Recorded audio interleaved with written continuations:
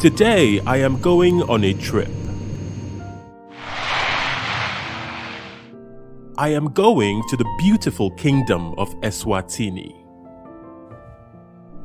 I am here to meet with Trifina Mvubu of Autism Eswatini. I am here to discuss our work back in Nigeria around autism advocacy and to talk to her about the work that Autism Eswatini does.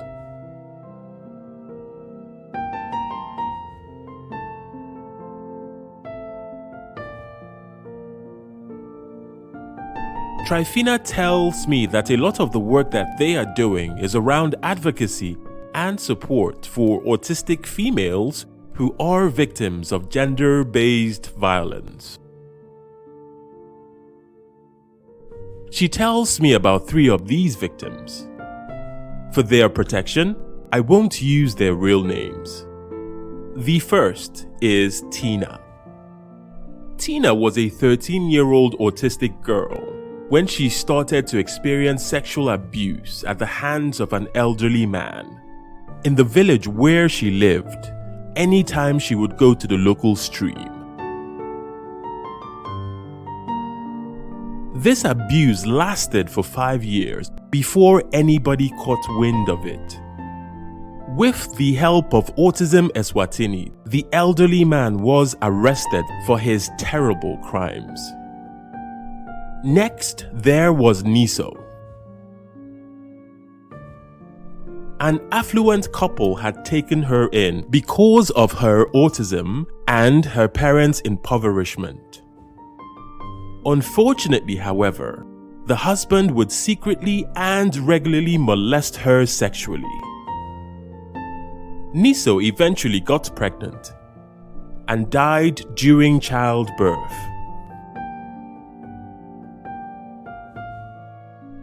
Autism Eswatini is working to see that justice is done in her case. Finally, there is Rose, who, for their own financial profit, was used as a surrogate by a couple in her community. 4 couples looking to have children this way. Rose bore many children in the process. And what is worse, her parents were given a share of the proceeds for offering her up. Autism Eswatini intervened, rescued Rose, and is pursuing legal action against all the culprits. For reason of the cognitive and behavioral limitations from their autism, victims such as these are unable to assert themselves to their assailants. For reason of the systemic social relegation of persons with cognitive disabilities such as autism, and the complicity sometimes of their would-be caregivers. These victims are entirely unprotected in the face of the ever-present danger of sexual predators. There are a lot of problems that persons living with autism face in Africa, and at the heart of these problems is the cumulative attitude of society towards them, which leaves a lot to be expected.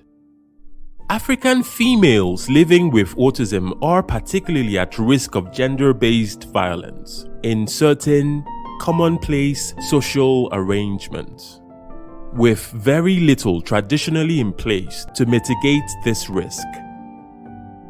Like Trifina and her brave team at Autism Eswatini are doing, we all need to speak up for, fight for, and protect these women. I'll see you next time.